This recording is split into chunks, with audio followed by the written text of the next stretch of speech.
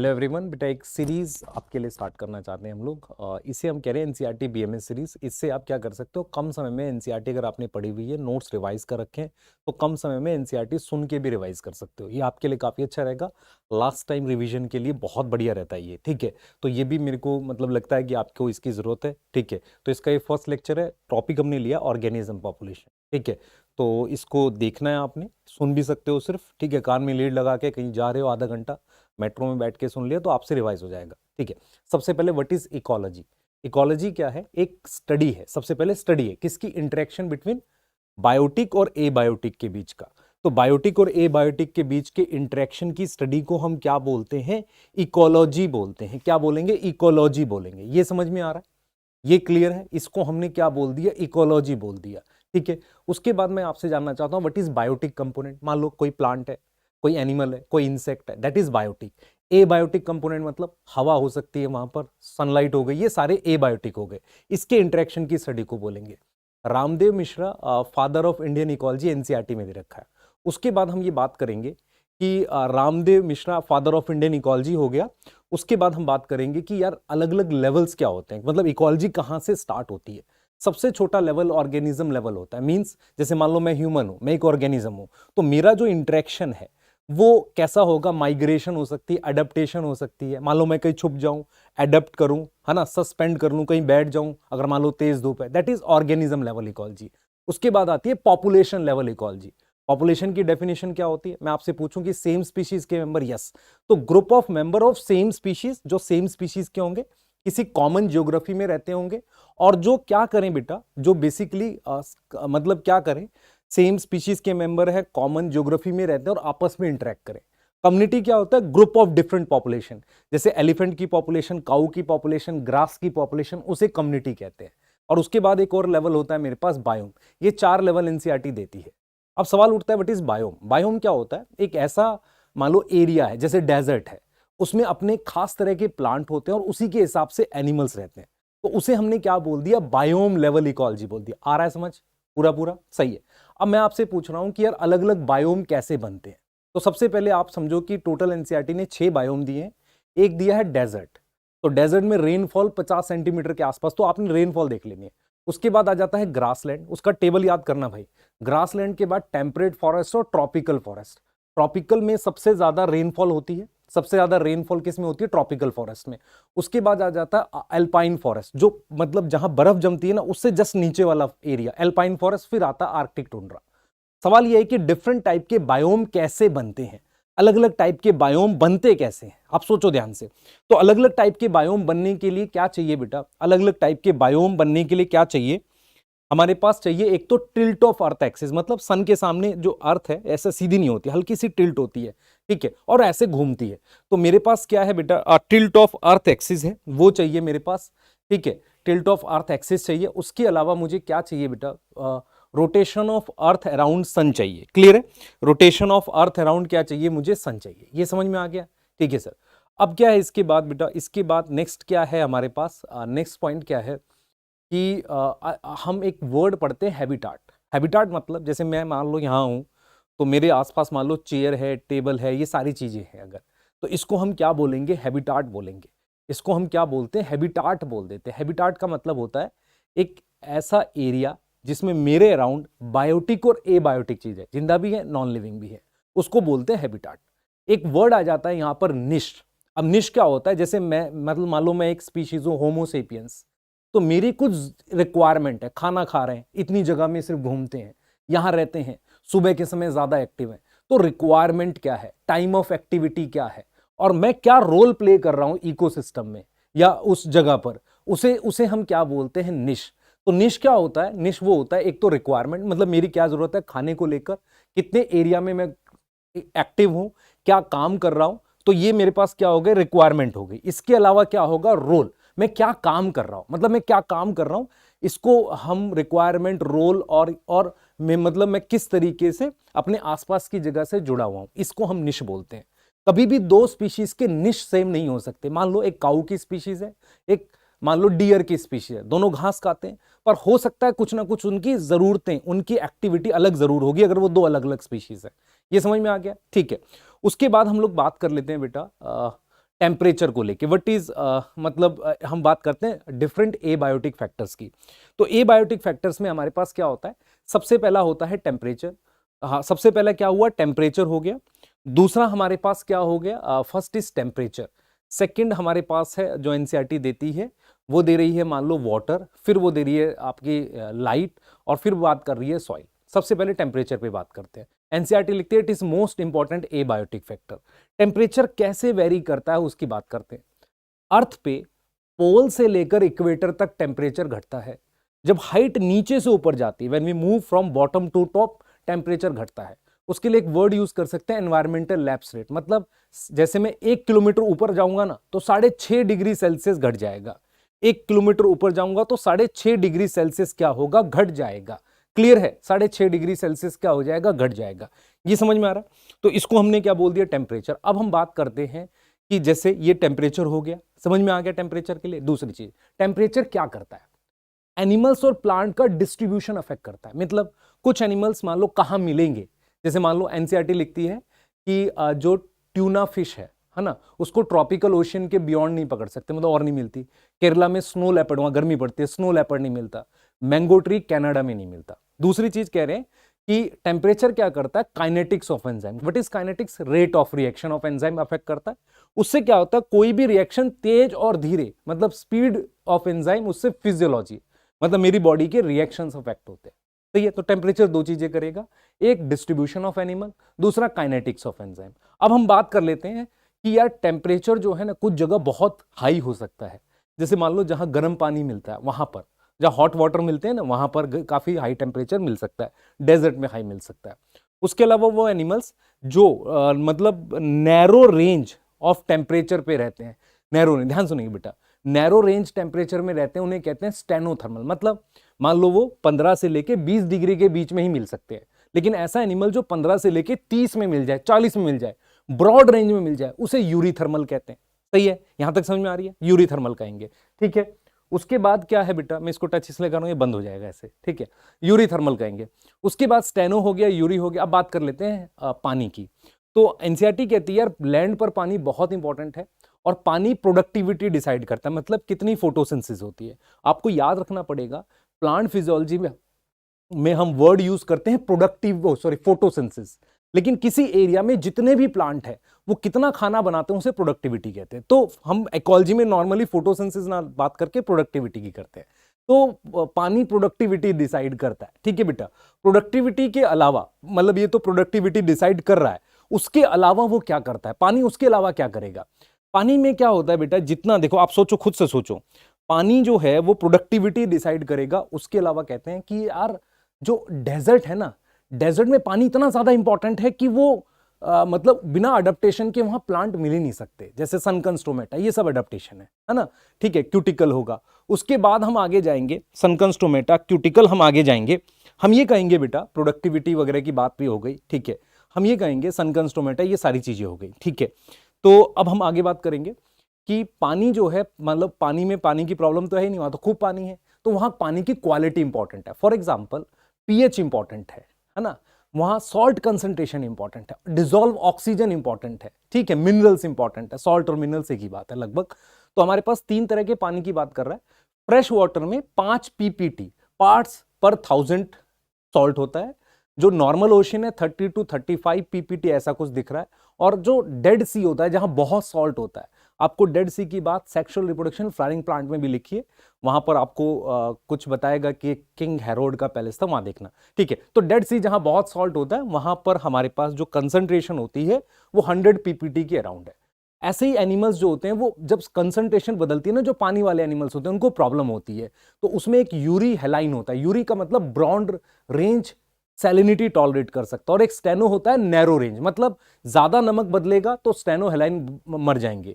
Yuri हेलाइन salinity बदलती है तो सरवाइव कर लेते हैं। ठीक है, अब आ जाते हैं लाइट पे। लाइट जो होता है बेटा, हमारे पास जो सन है वो एक सोर्स हो सकता है, मून हो सकता है, पर मेनली सन है। प्लांट में क्या होता है, सनलाइट डिसाइड करती है 2 चीज, एक प्रोडक्टिविटी, एक फोटो पीरियोडिज्म। ठीक है, और कुछ प्लांट्स शेड में ग्रो कर सकते हैं। कई बार क्या होता है, वेवलेंथ भी काफी इंपॉर्टेंट होती है। सुन लें ध्यान से, वेवलेंथ काफी इंपॉर्टेंट होती है कि जो यूवी रेज होती है वो हार्म करती है, ठीक है। और विजिबल स्पेक्ट्रम को हम क्या बोलते हैं, जो सॉरी हम वो जो फोटोसिंथेसिस के लिए चाहिए उसे हम कहते हैं पार, फोटोसिंथेटिकली एक्टिव रेडिएशन। डन है, बताओ सही है सर।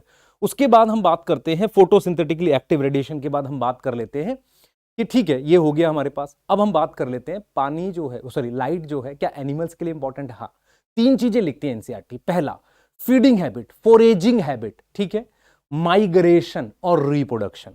माइग्रेशन मतलब कोई एनिमल कब जाएगा कहीं माइग्रेट करके दूसरे एरिया में, वो लाइट पे मतलब डे लेंथ पर डिपेंड कर जाता है, ठीक है। उसके बाद कह रहा है यार डीप सी में किस तरह के प्लांट मिलते हैं, क्योंकि वहां सिलेस्टियल सोर्स, सिलेस्टियल मतलब अंतरिक्ष से आने वाले लाइट के सोर्स नहीं होते, जैसे सन नहीं होता, ये चीजें नहीं होती, सिलेस्टियल सोर्स नहीं होता, ठीक है। तो वहां डीप सी जो मेरे पास है, डीप सी में मेरे पास सनलाइट का कोई खास सोर्स नहीं होता, तो वहां पर जहां स्कैटरिंग से थोड़ी लाइट मिलती है तो वहां रेड एल्गी मिल जाती है। वैसे मुझे वहां पर डीप सी में जाऊंगा तो बॉटम पे कुछ एनिमल्स वगैरह मिलेंगे जो हेट्रोट्रॉफ होते, तो जहां लाइट बिल्कुल नहीं पहुंचेगी वहां तो कोई ऑटोट्रॉफ नहीं, उसके थोड़ा ऊपर रेड एल्गी, तो डीप सी मतलब रेड एल्गी याद कर सकते हो।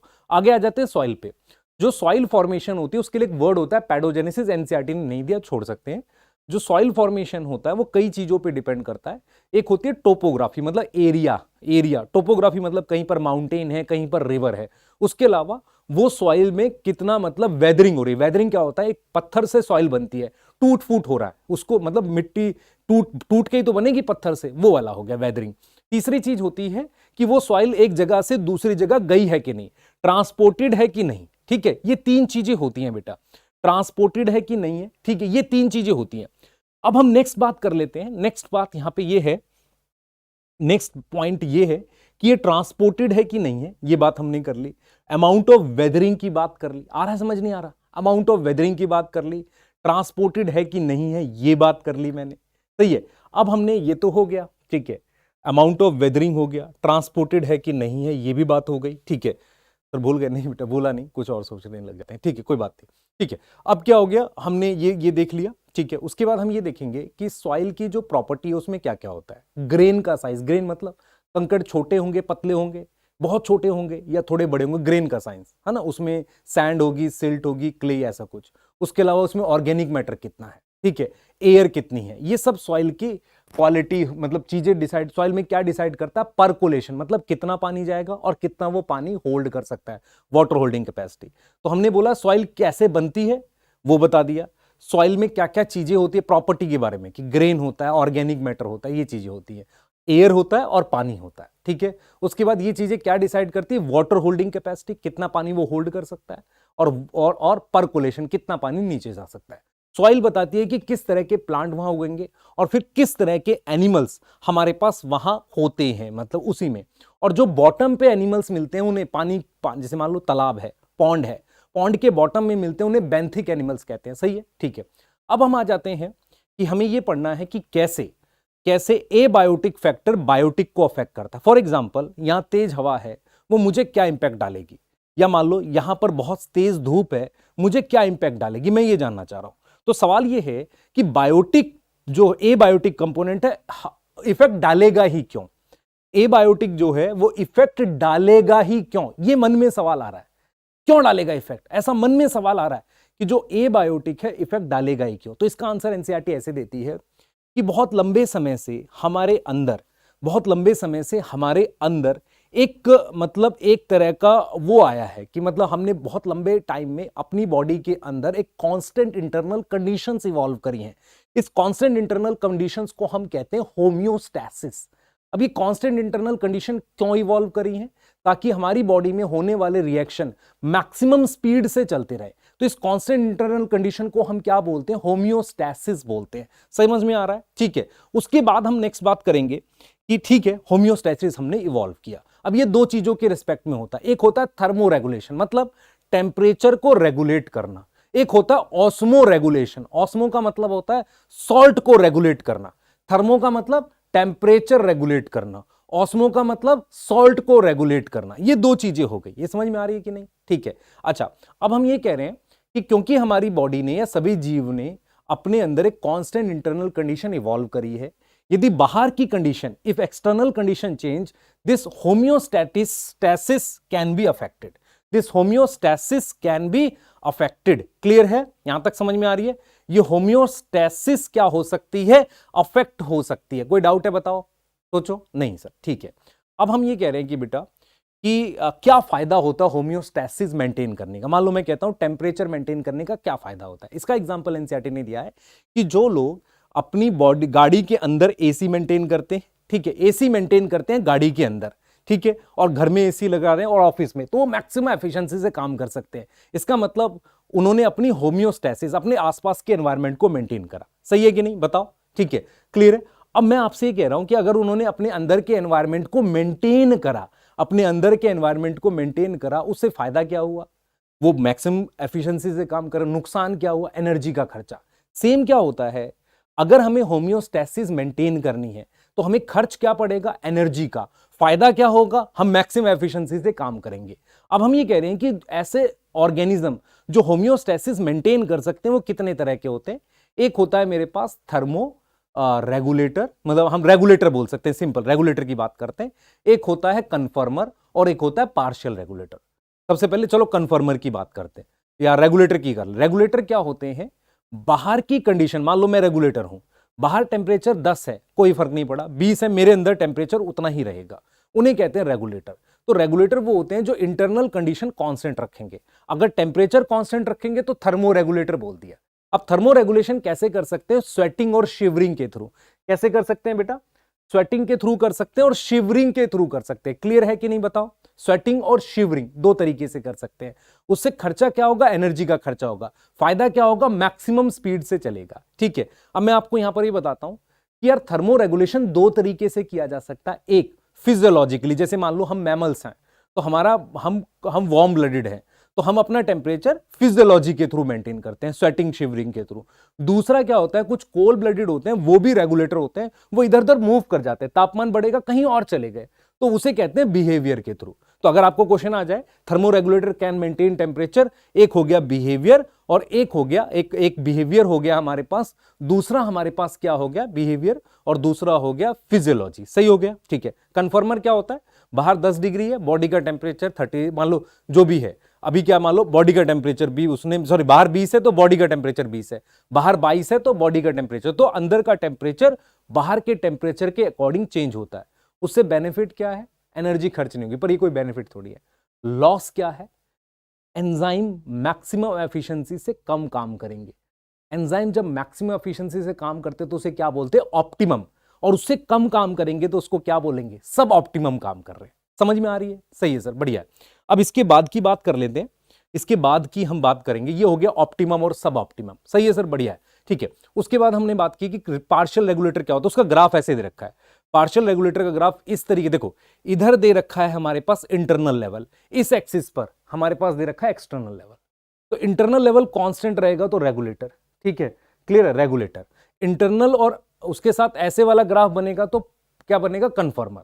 पार्शियल रेगुलेटर का ग्राफ एक्स एक्सिस से ऐसे दिखाकर फिर ऐसे आ रहा है, ठीक है, मतलब पैरेलल हो जा रहा है एक्स एक्सिस पर, तो उसे पार्शियल रेगुलेटर कह रहे हैं। पर लिखने में लिखा हुआ है पार्शियल रेगुलेटर के लिए कि वो क्या करता है, कुछ देर तक अपने आप को मतलब रेगुलेट रखता है, फिर कंफर्म करता है। कर लेंगे इतना, ठीक है, क्लियर है, सही है। आगे चल लेते हैं।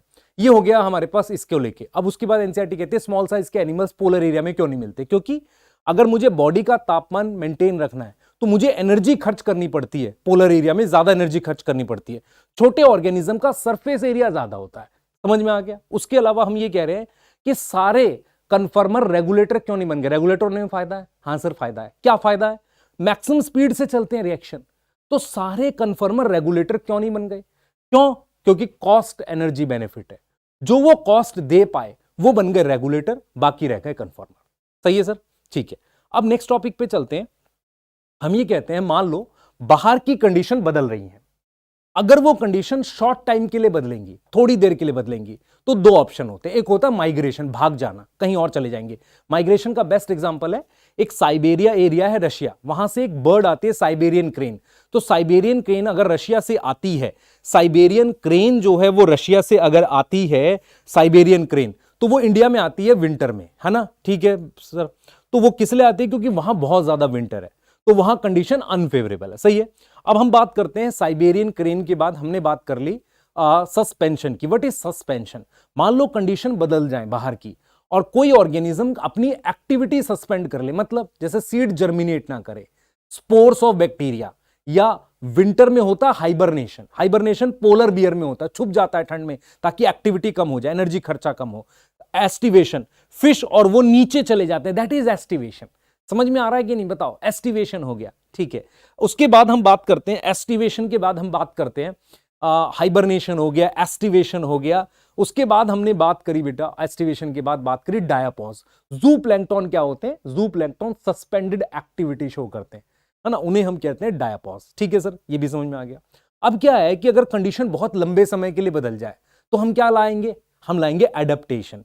अब एडेप्टेशन की डेफिनेशन में लिखती है कि मॉर्फोलॉजिकल, फिजियोलॉजिकल, एनाटॉमिकल किसी भी तरीके का बदलाव जो सर्वाइवल के लिए हो, जिंदा रहने के लिए हो, और वो रिप्रोडक्शन भी ऑर्गेनिज्म वहां करे। मतलब कोई भी ऑर्गेनिज्म में ऐसा बदलाव जो सर्वाइवल के लिए हो और रिप्रोडक्शन के लिए हो। ये समझ में आ गई? हाँ सर, ठीक है। अब हम यहां पे कहेंगे कि टाइम के साथ एडेप्टेशन जेनेटिकली फिक्स हो जाती है। ये लाइन भी एनसीईआरटी लिखती है, जेनेटिक मतलब जीन्स में आ जाती है। अब एडेप्टेशन कहां पर होगी? मुश्किल एरिया में। सबसे पहले आ जाते हैं डेजर्ट में। डेजर्ट में एनिमल्स की एडेप्टेशन क्या होती है? कैंगरू रैट करके एक चूहा होता है, वो पानी नहीं पीता, ड्रिंक लेस वाटर, या नहीं पीता बिल्कुल भी। वो क्या करता है? फैट ऑक्सीडेशन से पानी बनाता है। ये चीज समझ में आ रहा है? इंटरनल फैट को ऑक्सीडाइज करके, आपने पढ़ा ईटीएस में, फाइनली पानी बनता है, तो फैट ऑक्सीडाइज करके पानी बना लेता है। सही है सर। उसके बाद बात कर लेते हैं प्लांट्स की। प्लांट्स क्या करते हैं? प्लांट में सनकन स्टोमेटा होता है, थिक क्यूटिकल होता है, कैम पाथवे होता है। स्टोमेटा जो रात में खुलता है हो गया, वो हमारे पास कैम पाथवे हो गया। उसके अलावा मॉडिफाइड स्टेम होती है, स्टेम जो होगी वो मॉडिफाई हो जाएगी। लीफ मॉडिफाई हो जाती है स्पाइंस में, और स्टेम कैसी हो जाती है? फोटोसिंथेटिक हो जाती है। क्लियर है? यहां तक समझ में आ गई? ठीक है। अब इसके बाद की बात करते हैं। ये हो गया सनकन स्टोमेटा, थिक क्यूटिकल, ये सारी बातें हो गई। अब आते हैं आगे की एडेप्टेशन में। कोल्डर एरिया में प्लांट में ऐसा कोई एडेप्टेशन नहीं होती। एनिमल्स में क्या होता है? कान और हाथ पैर छोटे होते हैं, उसे हम क्या बोलते हैं? Allen's rule. कान और पैर, लिम्स मतलब हाथ पैर छोटे हो, कान छोटे हो, एलन्स रूल। ये कहां होता है? कोल्डर एरिया में। छोटी चीज बेस कम सरफेस, अभी तो कह रहे थे सर छोटे की ज्यादा होता है, मैं कह रहा हूं पूरे एनिमल में अगर हाथ पैर छोटे होंगे तो सरफेस एरिया घट जाएगा। ठीक है सर, ठीक है। उसके बाद हम बात करते हैं कि हम एक फैट की लेयर होती है, उसे ब्लबर कहते हैं, वो सील में होती है। सील एक पानी में मिलने वाला एनिमल है, उसके अंदर एक फैट की लेयर होती है जिसको हम क्या बोलते हैं? ब्लबर। ठीक है, ब्लबर होती है, वो प्रेजेंट होती है। हो जाएगा? हाँ सर, वो हो जाएगा। अब हम नेक्स्ट बात कर रहे हैं। नेक्स्ट बात हम ये कह रहे हैं, हमने ब्लबर देख लिया, हमने सील की बात कर ली, ठीक है, हमने ब्लबर की बात कर ली। ध्यान से सुनना बेटा, ठीक है। इसके बाद हम बात कर सकते हैं, ध्यान से देखना, इसके बाद हम बात कर सकते हैं, ब्लबर हो गया, हमने ये वाली बात कर दी, ठीक है। नेक्स्ट हम बात क्या कर सकते हैं? सुनो, फैट की लेयर, ब्लबर। सर आप भूल गए? नहीं बेटा, भूला नहीं, कुछ सोचने लगता हूं, ठीक है। तो अब हम बात कर सकते हैं, ये तो हो गई कोल्डर एरिया की। अब आ जाती है फिजियोलॉजिकल एडेप्टेशन। फिजियोलॉजिकल मतलब बॉडी में कुछ चेंज हो रहा है फिजियोलॉजी में। अगर हम हाई एल्टीट्यूड पे जाते हैं, मोर देन 3500 मीटर की हाइट पर, तो एक प्रॉब्लम होती है जिसे एल्टीट्यूड सिकनेस कहते हैं। मतलब क्या हुआ एल्टीट्यूड सिकनेस? उसमें क्या होता है? ब्रीदिंग में प्रॉब्लम होने लगती है, हार्ट, दिल घबराने लगता है, हेडेक होने लगती है, ये सारी प्रॉब्लम होती है। हेडेक, हार्ट पल्पिटेशन, वॉमिटिंग, ये नोजिया, सर घूमना, ये सब होती है। इसका रीजन क्या है? ऑक्सीजन का प्रेशर कम हो जाता है, टेंशन कम हो जाती है। सॉल्यूशन 3 दे रखे हैं। पहला, ब्रीदिंग रेट बढ़ जाएगी। दूसरा, हम क्या करेंगे? पहला तो हो गया ब्रीदिंग रेट बढ़ जाएगी। दूसरा, आरबीसी काउंट बढ़ाना पड़ेगा, वो धीरे धीरे बढ़ेगा। तीसरा क्या होगा? ऑक्सीजन की बाइंडिंग एफिनिटी डिक्रीज होगी। ध्यान रखना, डिक्रीज लिखा है, इंक्रीज नहीं लिखा। डिक्रीज होने से ऑक्सीजन हेमोग्लोबिन से आसानी से रिलीज होती है। अब इसके अलावा कोई एडेप्टेशन है? Biochemical adaptation. डीप ओशियन में क्या होता है? बायोकेमिकल एडेप्टेशंस होती हैं। डीप ओशियन में जो ऑर्गेनिज्म मिलते हैं और कुछ जो गर्म जगह पे मिलते हैं। उसके अलावा क्या है सर? उसके अलावा क्या है बेटा? उसके अलावा है मेरे पास बिहेवियरल एडेप्टेशन। बिहेवियरल एडेप्टेशन किस में होती है? बिहेवियरल एडेप्टेशन वो होती हैं जो बिहेवियर की वजह से होती है। जैसे मान लो एनिमल है, उसको पता है कि कोल्ड ब्लडेड एनिमल है, एक तरह का लिजर्ड है। कौन सा लिजर्ड है सर? गार्डन नहीं, डेजर्ट लिजर्ड लिखा है। डेजर्ट लिजर्ड जो होती है, वो जब ठंड होती है ना, वो जाकर क्या करता है? धूप सेकता है, बास्क इन सन। और अगर गर्मी आती है तो मूव कर जाता है वो कहीं पर। क्या ये समझ में आ रहा है? हाँ सर, ये समझ में आ रहा है, ठीक है। अब हम यहां से क्या बात करेंगे बेटा? हम बात करेंगे पॉपुलेशन की। ऑर्गेनिज्म वाला पार्ट कवर हो गया। पॉपुलेशन की सबसे पहले डेफिनेशन। पॉपुलेशन क्या है? ग्रुप है किसका? सेम स्पीशीज का। सबसे पहले ज्योग्राफी कॉमन है, कॉमन ज्योग्राफी, जो आपस में resources, what is meaning of resources? खाना और क्या होगा? जगह। रिसोर्सेज के लिए कंपीट करते हैं और या उसे शेयर करते हैं, इसे हम क्या बोलते हैं? पॉपुलेशन। या और आपस में रिप्रोड्यूस, कैन इंटरब्रीड, आपस में इंटरब्रीड कर सकते हैं। तो डिफाइन कर रहा हूं, population is a group of organism of same species which can share and compete for resources and which can interbreed. सही है। दो तरह की डेफिनेशन है पॉपुलेशन की। एक जो जेनेटिसिस्ट देते हैं, जेनेटिक्स वाले, वो मानते हैं only product of sexual reproduction is population, और जो ऑर्गेनिक वो है हमारे पास इकोलॉजिस्ट हैं, वो मानते हैं कि पॉपुलेशन ऐसे ऑर्गेनिज्म का ग्रुप है जो एसेक्सुअल से भी बन सकता है और सेक्सुअल से भी बन सकता है। ये चीज आ गई समझ? ठीक है। अब पॉपुलेशन को बताने के लिए कुछ पैरामीटर्स होते हैं जिन्हें एट्रीब्यूट्स कहते हैं। सबसे पहले है बर्थ रेट। बर्थ रेट के लिए एनसीईआरटी लिखती है बर्थ होता है एक सिंगल इंडिविजुअल का, लेकिन ग्रुप का तो रेट होता है, मतलब बर्थ रेट होती है। बर्थ रेट कैसे निकालते हैं? मान लो आपके पास एक पॉन्ड है, उसमें 20 लोटस है, ठीक है। मान लेते हैं 1 साल के बाद 4 और आ गए, 24 हो गए। तो बर्थ रेट कैसे निकालेंगे? पहले कितने थे सर? 20 थे। बड़े कितने? 4। तो इंक्रीज अपॉन में 20 इनिशियल, और उसके बाद यूनिट क्या लिखेंगे? इतने इंडिविजुअल बड़े, पॉइंट में आ गया, इतने इंडिविजुअल बड़े पर लोटस, एक लोटस पे। तो बर्थ रेट निकाली जाती है या तो 1 पर या 10 पर या 100 पर। हम 1 पर निकाल रहे हैं, पर लोटस पर ईयर। ऐसे डेथ रेट क्या होता है?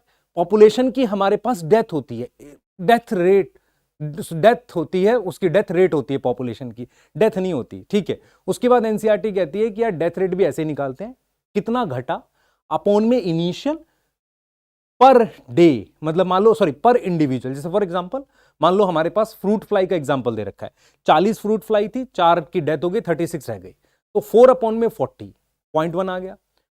इंडिविजुअल पर फ्रूट फ्लाई पर ईयर या पर वीक का टाइम दे रखा तो पर वीक, सही है।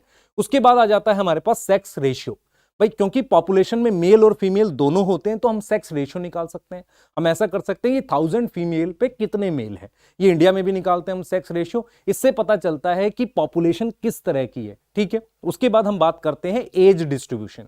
अब जो पॉपुलेशन है उसको हम एज के हिसाब से बांट सकते हैं, मतलब एक ऐसी एज जो रिप्रोड्यूस नहीं कर रही है उसे कहते हैं प्री रिप्रोडक्टिव। मान लो 0 से 15 या 0 से 20 ले लो। फिर आती है रिप्रोडक्टिव एज। अब रिप्रोडक्टिव एज कहां तक होगी?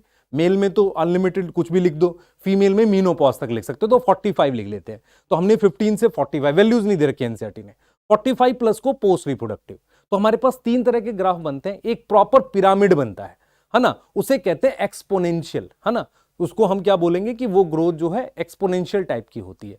फिर हमारे पास बनता है स्टेबिलाइजिंग, है ना। अब एक्सपोनेंशियल क्या होती है? जिसमें प्री रिप्रोडक्टिव हो, फिर छोटा रिप्रोडक्टिव, फिर उससे छोटा पोस्ट रिप्रोडक्टिव। स्टेबलाइजिंग में क्या होता है? प्री और रिप्रोडक्टिव सेम साइज का होता है, फिर ऊपर वाला छोटा होता है। और डिक्लाइनिंग में क्या होता है? सबसे ज्यादा होता है रिप्रोडक्टिव, प्री और पोस्ट कम होता है। याद रह जाएगी, ठीक है। उसको हम अर्न शेप कहते हैं, ठीक है। कर लोगे? किस वाले को कह रहे हैं अर्न शेप? लास्ट वाले की बात कर रहे हैं, ठीक है। हाँ, अब आ जाते हैं हम लोग नेक्स्ट बात कर लेते हैं। ये हो गई हमारे पास पिरामिड जो बनते हैं। उसके बाद हमने बात करी थी पॉपुलेशन डेंसिटी की। डेंसिटी क्या होती है? घनत्व कहते हैं, जनसंख्या घनत्व।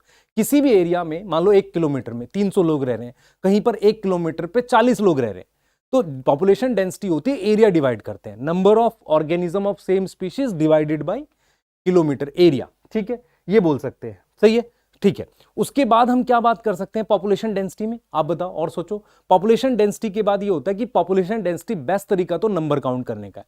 एनसीईआरटी कहती है हमेशा नंबर चलता नहीं है। नंबर की जगह हम क्या कर सकते हैं बेटा? नंबर की जगह हम क्या कर सकते हैं भाई? एक बैक्टीरिया है तो उसमें कॉलोनी काउंट कर लो, पहला पॉइंट ये हो सकता है। बैक्टीरिया में क्या काउंट कर लो? कॉलोनी काउंट कर लो। दूसरा हम क्या कर सकते हैं? बैक्टीरिया में तो हमने काउंट कर ली कॉलोनी। दूसरा हम क्या कर सकते हैं? दूसरा हम जैसे मान लो वो है हमारे पास कोई एरिया है, वहां पे बरगद का पेड़ है, बैनियन ट्री है, वहां नंबर नहीं चलेगा। नीचे पार्थीनियम है, कैरेट ग्रास है, किसके साथ आए थे सर? वीट के साथ आए थे, इंपोर्टेड वीट के साथ, सही है। तो वहां पर क्या होगा? कितना एरिया बैनियन ने कवर किया और कितना उसका बायोमास है, कर लोगे, ठीक है। तीसरा हम बोल सकते हैं पॉन्ड में या बड़ी लेक में हम एक सिंगल कैच में कितनी फिश पकड़ें और टोटल एरिया से मल्टीप्लाई कर दें। ऐसा कर सकते हैं किसके लिए? लेक के लिए और पॉन्ड के लिए, कर लोगे, सही है सर।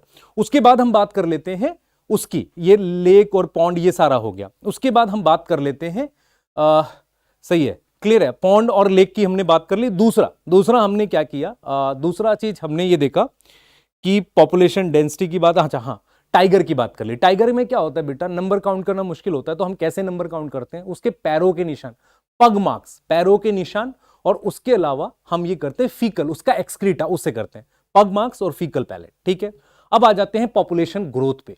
पॉपुलेशन ग्रोथ के लिए एनसीईआरटी ने बोला है कि क्या होता है, पहला फैक्टर जो होता है, एक होता है रिड्यूस वेदर, वेदर का फर्क पड़ता है, रिसोर्सेज का फर्क पड़ता है। समझ में आ रहा है कि आसपास कैसे रिसोर्सेज हैं, वेदर कैसा है, ठीक है, क्लियर है। तो ये कुछ चीजें बताई हैं उसने, और रिसोर्सेज में मतलब खाना हो सकता है, स्पेस हो सकता है, ठीक है, रिड्यूस वेदर हो सकता है, ठीक है। उसके बाद पॉपुलेशन ग्रोथ के लिए उन्होंने बोला है कि मान लो इनिशियल पॉपुलेशन एन है, ठीक है, तो हम कैसे उसको क्या लिखेंगे उसमें, तो इनिशियल पॉपुलेशन एन है, ठीक है, तो फाइनल पॉपुलेशन जैसे एन है अभी, तो फाइनल पॉपुलेशन क्या होगी, एन प्लस बी, बी क्या है हमारे पास, नेटेलिटी, नंबर ऑफ बर्थ, ठीक है, प्लस आई मिग्रेशन, आई मतलब आई मिग्रेशन, तो बी प्लस आई माइनस डी प्लस ई, डी क्या है हमारे पास, मॉर्टेलिटी, मॉर्टेलिटी आया था, डेथ को कहते हैं एक तरीके से, मॉर्टेलिटी माइनस ई, सॉरी मॉर्टेलिटी, जैसे बर्थ प्लस आई मिग्रेशन माइनस डेथ प्लस ई, सही है, ये इक्वेशन दे रखी है, क्लियर है। एनसीईआरटी कहती है किसी नॉर्मल जगह ग्रोथ जो होती है मेनली बर्थ और मतलब माइनस डेथ के डिफरेंस से होती है, पर कोई न्यूली कॉलोनाइज एरिया होता है जो नया बसता है, वहां पर आपको क्या करना हो पड़ेगा, वहां देखना पड़ेगा कि वहां पर मेनली आइमिग्रेशन से होती है, लोग बाहर से आते हैं। सही हो गया सर, बढ़िया हो गया। अब हम बात कर लेते हैं, ये भी हो गया, अब हम बात कर लेते हैं इसकी, ये तो आइमिग्रेशन हो गया। नेक्स्ट हम बात कर लेते हैं आइमिग्रेशन के बाद हम लोग नेक्स्ट बात कर लेते हैं, आइमिग्रेशन हो गया, हाँ, नेक्स्ट हम बात करते हैं इसकी, एक ग्रोथ के पैटर्न की। देखो एनसीईआरटी कहती है यार ग्रोथ का कोई ना कोई पैटर्न होता है और उसके कर्व बनाते हैं। सबसे पहले होता है एक्सपोनेंशियल ग्रोथ, जो बहुत कम होता है। अगर एक्सपोनेंशियल ग्रोथ में हमारे पास एन जो है वो पॉपुलेशन डेंसिटी है, तो dn upon dt is equal to R, small R capital N है, तो जो स्मॉल आर है वो रेट ऑफ नेचुरल इंक्रीज है, और कैपिटल एन जो है मेरे पास पॉपुलेशन डेंसिटी है। इसकी एक और इक्वेशन दे रखी है, जैसे वो उसमें दे रखी थी, इसमें सर प्लांट ग्रोथ डेवलपमेंट में एक और इक्वेशन दे रखी है, वो दे रखी है N T is equal to N naught E की पावर आर टी, ई का पूछा था, base of natural logarithm, E को कहते हैं, सही है सर।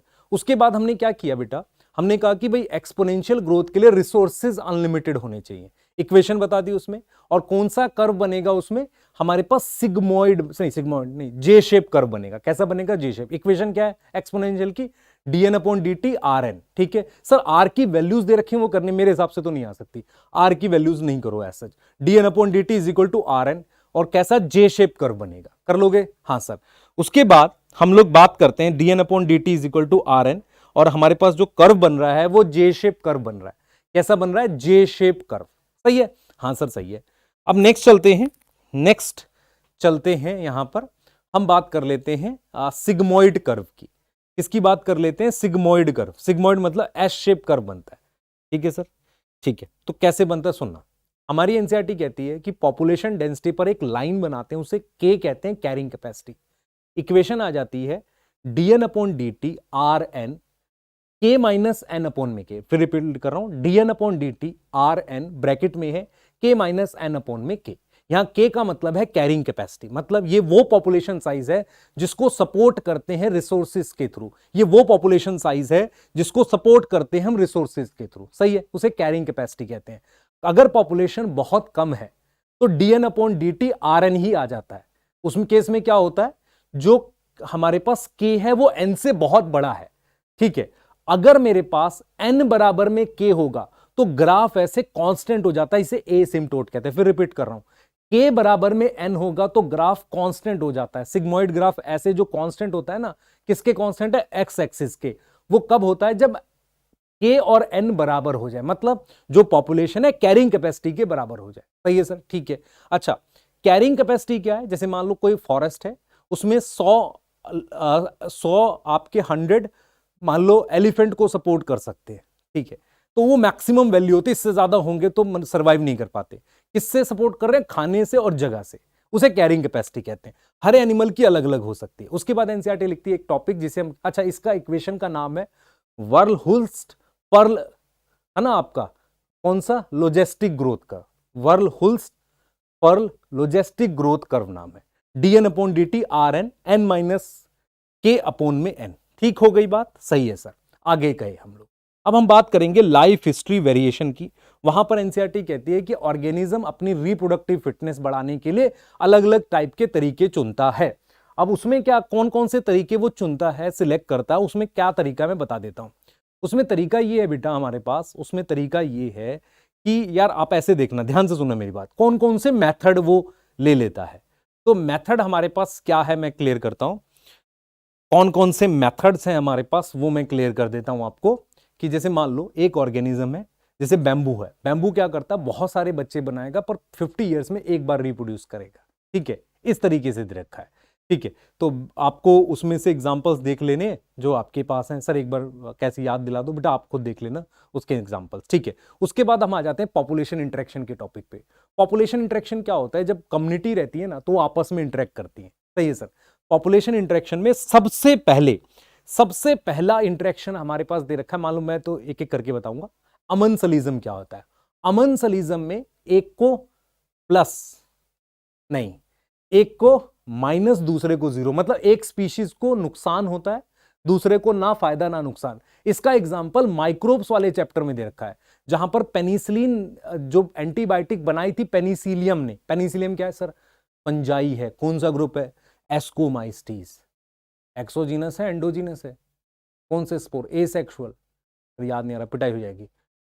एसेक्सुअल स्पोर ओनिडिया है, एक्सोजीनस है, छोड़ते हैं उस पर, इधर आते हैं। तो मेरे पास पेनिसिलिन नाम का केमिकल पेनिसिलियम बनाता है। वो क्या करता है? स्टेफाइलोकोकस को मारता है, तो उसको नुकसान हो रहा है और पेनिसिलियम को कोई फायदा नहीं। ठीक है, जीरो किसको है? पेनिसिलियम को। सही है सर। उसके बाद आ जाते हैं हमारे पास एक और इंटरेक्शन है जिसे हम कहते हैं प्रिडेशन। प्रिडेशन क्या होता है? प्रिडेशन क्या होता है सर?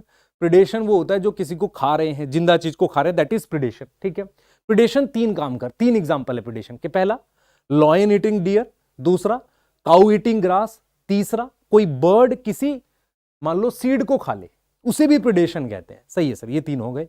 अब प्रिडेशन तीन काम करती है। पहला flow of energy, food chain में एनर्जी फ्लो कर रही है, कंडुएट ऑफ एनर्जी कह रहे हैं। दूसरा बता दो सर। पहला हो गया फ्लो ऑफ एनर्जी, दूसरा बता दो सर। दूसरा हो गया हमारे पास, पहला हुआ फ्लो ऑफ एनर्जी और दूसरा हमारे पास हो गया कि यार कंट्रोल पॉपुलेशन ऑफ प्रे। मतलब क्या हुआ? प्रीडेटर की वजह से प्रे की पॉपुलेशन कंट्रोल रहती है। इसका बेस्ट एग्जांपल हमारे पास क्या है? इसका बेस्ट एग्जांपल हमारे पास है एक कैक्टस जिसको ऑस्ट्रेलिया में लाए थे। नाम क्या है उसका? प्रिकली पियर कैक्टस। वो इतनी तेजी से फैला कि उसने हैवोक मचा दिया। हैवोक मतलब तहस नहस कर दिया। उसकी पॉपुलेशन किसकी? कैक्टस की। कैसे कंट्रोल में लाए? एक मॉथ क्या होता है? इंसेक्ट की वजह से। सही है सर। उसके बाद हम नेक्स्ट बात करते हैं। ठीक है, ये बढ़िया हो गया है। उसके बाद हम बात कर लेते हैं तीसरा क्या करता है? प्रिडेशन। प्रिडेशन क्या करता है बेटा? पॉपुलेशन जो है बायोडाइवर्सिटी मेंटेन करता है। कैसे? मान लो एक प्रिडेटर ये है, ये दूसरे को खाता है, वो किसी और को खाता है। इसका मतलब एक बैलेंस बना हुआ है।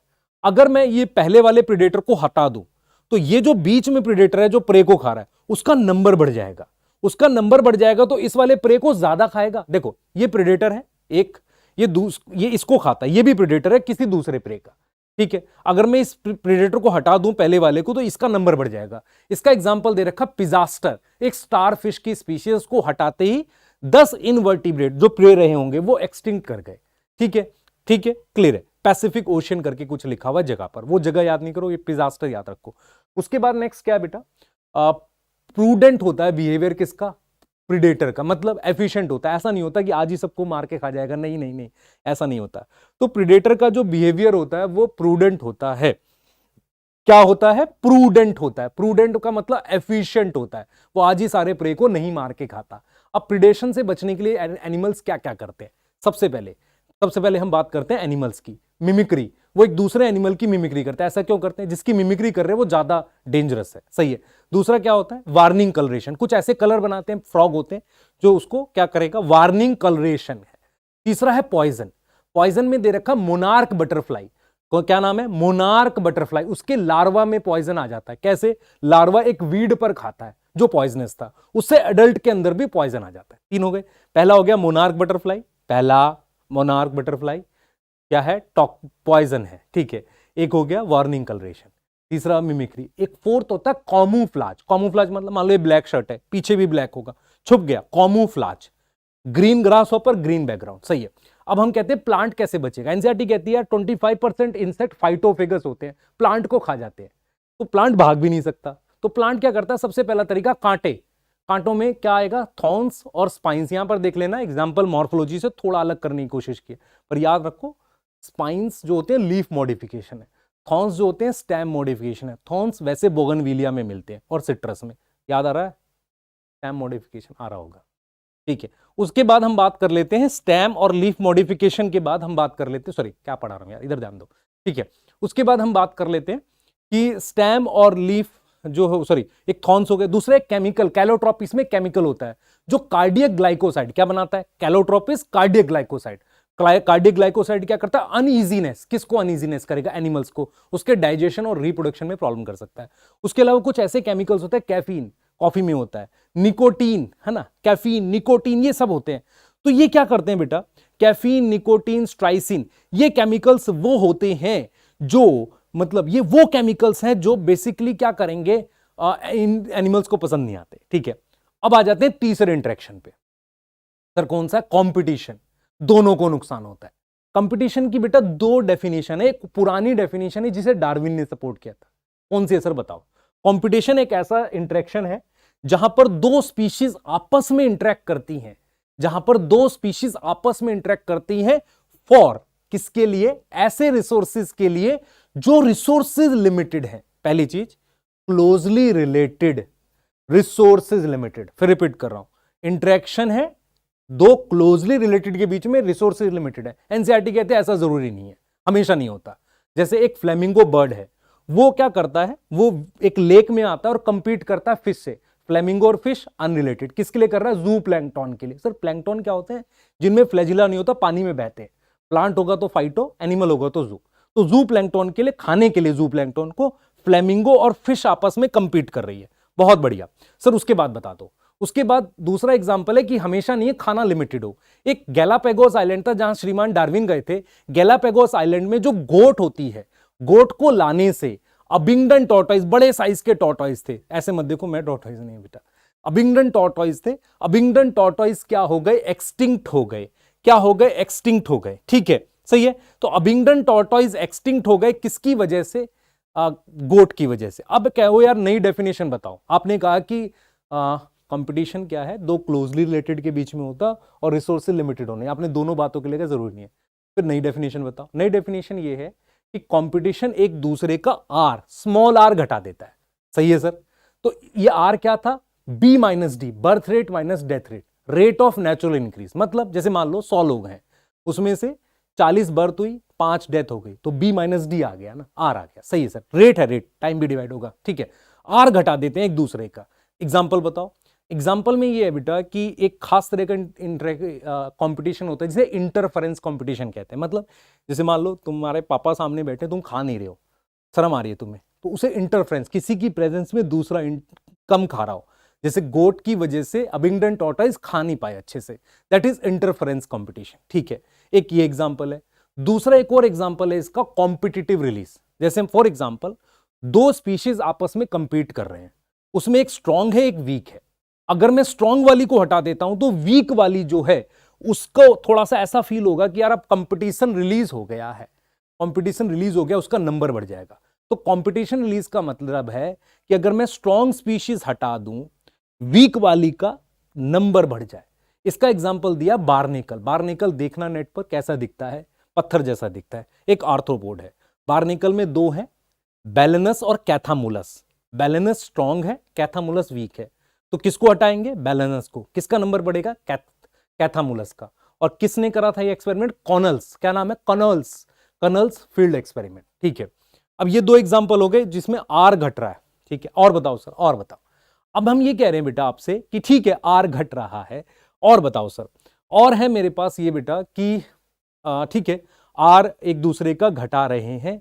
उसके बाद हम ये कह रहे हैं कि यार कंपटीशन से होता क्या है, इफेक्ट बताओ। तो पहला होता है कि भाई एक दूसरे का आर घटा देते हैं।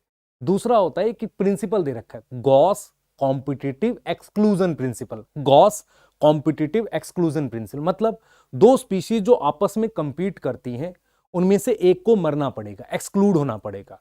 कंडीशन अप्लाई लिखा है, मतलब कुछ कंडीशन होनी चाहिए, रिसोर्सेज कम होने चाहिए। सही है सर, रिसोर्सेज क्या होने चाहिए, कम होने चाहिए। इसे कहते हैं गॉस कॉम्पिटिटिव एक्सक्लूजन प्रिंसिपल। आगे याद आ रहा है? बिल्कुल सही है सर। अब इसके बाद हम बात कर लेते हैं कि क्या कोई तरीका है कंपटीशन अवॉइड करने का। हम कहेंगे हाँ, यस है, रिसोर्स पार्शनिंग। कंपटीशन नहीं होगा अगर रिसोर्सेज का बंटवारा कर लो। मैं फिर रिपीट कर रहा हूं, कंपटीशन नहीं होगा अगर आप रिसोर्सेज का बंटवारा कर लो। मतलब क्या हुआ, आप सुबह के समय खाओ, दूसरे वाला शाम के समय खा रहा है, सेम जगह है मान लो, ठीक है, टाइम ऑफ फीडिंग अलग कर लो, बिहेवियर ऑफ फीडिंग, मतलब आप और वो दोनों रोटी खाते थे तो आप ब्रेड खाना शुरू कर दो, वो रोटी खाएगा, तो बिहेवियर अलग अलग कर लिया। इसका एक एग्जाम्पल दे रखा है, एक वार्बलर्स दे रखे हैं, ठीक है, मैकआर्थर साइंटिस्ट का नाम है, उसने बर्ड्स का नाम लिया था वार्बलर्स। उन्होंने अपनी फीडिंग हैबिट बदल ली थी, क्या करने के लिए, कंपटीशन अवॉइड करने के लिए। तो how competition can be avoided, direct question आया था, रिसोर्स पार्शनिंग, रिसोर्सेस का बंटवारा। कोई डाउट है, सोच लो, सोचो, कोई डाउट नहीं, ठीक है, आगे बात कर लेते हैं। उसके बाद हम कहते हैं अगला इंटरेक्शन आ गया जिसका नाम है पैरासिटिज्म। हमेशा याद रखो, प्रिडेशन में वो पूरा खा जाता है, पैरासाइट क्या करता है, होस्ट को क्या लेता है, खाना तो लेता ही है, उसके अलावा जगह भी लेता रहने की। प्रीडेटर प्रे पर जगह नहीं लेता, समझ में आ गया, जगह तो फ्री का रहना, फ्री का खाना, दैट इज पैरासिटिज्म। ठीक है, रुक जा भाई थोड़ी देर, ठीक है, पैरासिटिज्म कहते हैं। सही है सर, बढ़िया है। पैरासिटिज्म जो है उसके एग्जाम्पल पे हम आएंगे, पर ध्यान रखें यहां पर एक शब्द आएगा कोएवोल्यूशन। कोएवोल्यूशन क्या होता है, जब दो चीजें आपस में एक दूसरे के साथ इवॉल्व करती है। पैरासाइट इवॉल्व करता है बच्चों नुकसान पहुंचाने के लिए, होस्ट इवॉल्व करता है खुद को, होस्ट इवॉल्व करता है खुद को बचाने के लिए। ठीक है सर, बहुत बढ़िया, सही है। अब हम आगे की बात करते हैं, हम आगे की बात करते हैं, ठीक है। हमने बोला पैरासिटिज्म, फिर हमने क्या, ये चीज ध्यान से सुने, हमने बोला पैरासिटिज्म की बात कर ली हमने, ठीक है, पैरासिटिज्म की बात की है। पैरासिटिज्म क्या होता है कि भाई उससे फ्री का खाना और वो लेता है। फिर हमने आगे चलते हैं, नेक्स्ट नेक्स्ट नेक्स्ट जाएंगे, ठीक है, हम नेक्स्ट जा रहे हैं और आगे की बात कर रहे हैं, ठीक है। नेक्स्ट हमारे पास क्या है, ये जो आपको याद रखना है, पैरासिटिज्म हो गया, ठीक है, हमारे पास प्रिडेशन हो गई, सॉरी, ठीक है, आगे की बात करते हैं। अब हमारे पास क्या है कि जो पैरासाइट्स हैं, ध्यान से सुनेंगे, जो पैरासाइट्स हैं वो उनमें क्या अडेप्टेशन होती है नुकसान पहुंचाने के लिए। पहला, उनमें सेंसरी ऑर्गन नहीं होंगे क्योंकि बॉडी के अंदर रहते हैं। दूसरा, उनमें ग्लैंड्स नहीं होती, सकर और हुक हो सकते हैं, वो बाइसेक्सुअल होते हैं, उनमें एग्स ज्यादा से ज्यादा बनते हैं, ठीक है, मेल फीमेल एक ही में जनरली होता है। दूसरा, बहुत सारे पैरासाइट दो होस्ट पे रहते हैं। यहां पर ध्यान रखना, वो दे रखा है एग्जाम्पल, एक फिश का एग्जाम्पल उसका दे रखा है, जो हमारे पास लिवर फ्लूक है ना, यहाँ पर शिप ना करके फिश, और एक और एग्जाम्पल वो एक बार देखना मेरे कहने से प्लीज, ठीक है, वो एग्जाम्पल है। सही है सर, ठीक है। उसके बाद हम बात करेंगे टाइप ऑफ पैरासिटिज्म। एक पैरासिटिज्म होता है एक्टोपैरासिटिज्म, दूसरा होता है एंडो। एक्टो का मतलब होता है, ध्यान सुनेंगे, एक्टो मतलब जो किसी के बाहर रहे, एंडो मतलब अंदर आ जाए। सुनना ध्यान से, एक्टो मतलब बाहर रहे, एंडो का मतलब क्या आ जाए, अंदर। ठीक है, एक्टो और एंडो समझ में आ रहा है। एक पैरासिटिज्म होता है जो बाहर है, बाहर वाला कौन सा होगा, लीच हो सकता है। एंडो सॉरी, बाहर वाला क्या होगा, लीच हो सकता है, ठीक है, टिक्स और लाइस होंगे डॉग्स पे। एंडो क्या होगा, जो बॉडी के अंदर, जैसे मान लो लिवर फ्लूक हो गया, उसके अलावा टेप वॉर्म हो गया, ठीक है, ये एंडो हो गए। अच्छा, उसके अलावा हम क्या बात कर सकते हैं, पार्शियल और कंप्लीट। पार्शियल मतलब जो कुछ डिपेंड करे होस्ट पर, कंप्लीट पैरासाइट होता है जो पूरी तरह से होस्ट पर डिपेंड करता है। जैसे कस्क्यूटा जो है, अमरबेल, उसमें क्लोरोफिल नहीं होता, वो पूरी तरीके से होस्ट पे डिपेंड करता है। ठीक है, ये चीज समझ में आ रहा है। एक्टोपैरासाइट का एक और एग्जांपल है कॉपीपोड ऑन फिश, कॉपीपोड ऑन फिश, ये समझ में आ गया। ठीक है सर, अब नेक्स्ट जो हम बात करेंगे, नेक्स्ट हम जो बात करेंगे, ध्यान से सुनना मैं जो बताने वाला हूं, ये हो गया, ये हो गया, अब आगे चल रहे हैं। ठीक है, नेक्स्ट हम लोग बात करेंगे पैरासिटिज्म में, एक होता है ब्रूड पैरासिटिज्म। ब्रूड क्या होता है सर, जो कोयल और क्रो देखने में दोनों ब्लैक हैं, कोयल क्या करती है, क्रो के एग में, सॉरी क्रो के नेस्ट में अपना एग ले कर देती है। दोनों के एग देखने में सेम है, क्या सेम है, सिमिलर इन कलर और शेप वगैरह सेम है। तो उससे क्या होता है, जो क्रो है वो फीड करता है कोयल, कोयल मतलब कुक्कू बर्ड के बच्चे को, दैट इज ब्रूड पैरासिटिज्म। सही है, आगे चलते। अच्छा, विद टाइम को एवोल्यूशन होता है, कोयल के जो एग्स हैं समानता इवॉल्व करते हैं, सिमिलरिटी इवॉल्व करती है, ये एनसीईआरटी लिखती है। ठीक है, आगे चलते हैं। कमेंसलिज्म, कमेंसलिज्म का मतलब है एक को फायदा दूसरे को जीरो। ठीक है, इसका एक एग्जांपल्स इंपॉर्टेंट आएंगे। कमेंसलिज्म का एग्जांपल है हमारे पास बार्नेकल वेल के ऊपर, वेल एक बड़ी सी फिश है, उसके ऊपर बार्नेकल होता है। ठीक है, उसके अलावा mango tree and orchid, mango tree जो है उसके ऊपर ऑर्किड होता है। ऑर्किड क्या करता है, ऑर्किड उससे क्या लेगा, खाना नहीं, ऑर्किड उसके सिर्फ जगह लेता है, शेल्टर लेता है। ठीक है, जगह लेता है, सही है। तो उसको कमेंसलिज्म, कोई नुकसान नहीं पहुंचा रहा है ना, इसलिए ऑर्किड का फायदा हो रहा है, फिर वो जीरो है। ठीक है, क्लियर है, मतलब उसको नुकसान नहीं पहुंच रहा मैंगो को। और क्या एग्जांपल है सर, उसके अलावा है मेरे पास सी एनीमोन के साथ एक फिश दे रखी है, क्लाउन फिश। ठीक है, वो भी एग्जांपल दे रखा है। क्लाउन फिश क्या होती है, वो सी एनीमोन के आसपास रहती है ताकि कांटों की मदद से उसके टेंटिकल से बच जाए। ठीक है सर, मतलब टेंटिकल्स किसको फायदा करते हैं, क्लाउन फिश को। क्यों, क्योंकि कोई और प्रेडेटर नहीं आता। सी एनीमोन क्या होता है, सिलेंट्रेटा। और बताओ सर, कैटल इग्रेट एक खास तरह की बर्ड है जो कैटल के ऊपर बैठी रहती है। वो जो कैटल इग्रेट है ना मेरे पास, कैटल इग्रेट बर्ड को क्या फायदा होता है, जब वो कैटल घास खींचता है, इंसेक्ट निकलते हैं, बर्ड खाता है। फायदा किसको, बेनिफिट किसको हुआ, कैटल इग्रेट को, जीरो किसको, कैटल को। सही है सर, ठीक है। अब आ जाते हैं म्यूचुअलिज्म, दोनों को फायदा। म्यूचुअलिज्म में क्या होता है, एक चीज होती है सिम्बायोसिस, सिम्बायोसिस मतलब चीज फिजिकली जुड़ी हुई है। एक होती है प्रोटो कॉपरेशन, प्रोटो कॉपरेशन मतलब साथ में है तो फायदा पहुंच रहा है, नहीं तो कोई दिक्कत नहीं है। ठीक है, सिम्बायोटिक एसोसिएशन में एक तो लाइकन है, लाइकन में क्या है, एल्गी और फंजाई फिजिकली जुड़े रहते हैं। एल्गी फोटोसिंथेसिस करती है, फंजाई क्या करेगी, मिनरल्स और वाटर इकट्ठा करेगी। माइकोरिजा, फंजाई क्या करेगी, रूट्स को मिनरल और वाटर देगी। और सही है, ठीक है, और फंजाई रूट्स को वो देगी, और roots of higher plant, gymno और एंजियो दोनों बनाते हैं। जिम्नो में पाइनस और एंजियो में ऑर्किड, याद कर लेना। ठीक है, उसके अलावा बेटा पॉलिनेशन हो सकता है। हाँ सर, पॉलिनेशन अच्छा है। क्या है, पॉलिनेशन, पॉलिनेशन बढ़िया चीज है। पॉलिनेशन में फायदा किसको पहुंच रहा है, दोनों को। ठीक है, पॉलिनेटर को नेक्टर मिल रहा है और दूसरे को पॉलिनेशन मिल रही है। उसके अलावा एक और एग्जांपल है वास्प, वास्प क्या है, इंसेक्ट, पिग क्या है, प्लांट। तो दोनों में इंटरेक्शन है ना। एक और है मेरे पास, याद करो, यूका प्लांट और क्या था, मॉथ, यूका प्लांट और मॉथ दे रखा था। यूका प्लांट को पॉलिनेशन मिल रही है, मॉथ को जगह और खाना। इसके बाद आ जाता है हमारे पास मेडिटेरियन ऑर्किड है, मेडिटेरियन ऑर्किड। सही है, मेडिटेरियन ऑर्किड क्या होते हैं भाई, मेडिटेरियन ऑर्किड भाई एक खास तरह के प्लांट्स होते हैं। ठीक है, मेडिटेरियन ऑर्किड की हम बात कर रहे हैं, ऑर्किड। ठीक है, मेडिटेरियन ऑर्किड्स क्या होते हैं, एक खास तरह के ऑर्किड्स होते हैं जिनके जो फ्लावर्स हैं वो फीमेल बी से मैच करती है। किससे मैच करती है, फीमेल बी से। मेडिटेरियन ऑर्किड में फीमेल बी से मैच करता है। ठीक है, फीमेल बी से क्या करता है, मैच करता है। मेडिटेरियन ऑर्किड, समझ में आ रहा है, नहीं आ रहा, ठीक है। किसको फायदा होगा, इसमें क्या है बेटा, बी को फायदा होगा, मेल बी को फायदा होगा, सेक्सुअल डिजायर कंप्लीट होगी। और प्लांट को क्या फायदा होगा, उसको फायदा होगा कि पॉलिनेशन हो जाएगी। ठीक है, और उस मेडिटेरियन ऑर्किड का नाम क्या दे रखा, ऑफ्रिस, ऑफ्रिस। और उसके जो कलर और मार्किंग्स हैं वो फीमेल बी जैसी। ठीक है, तो ये टॉपिक कंप्लीट होता है। तो एज तो इससे कुछ बाहर से आएगा नहीं, इसे ध्यान से सुने। ठीक है, एक दो चीज़ें मैंने बोला था देख लेना, तो प्लीज़ देख लेना बेटा। ठीक है, तो प्लीज़ पढ़ाई करिए। ठीक है, ऑल द बेस्ट।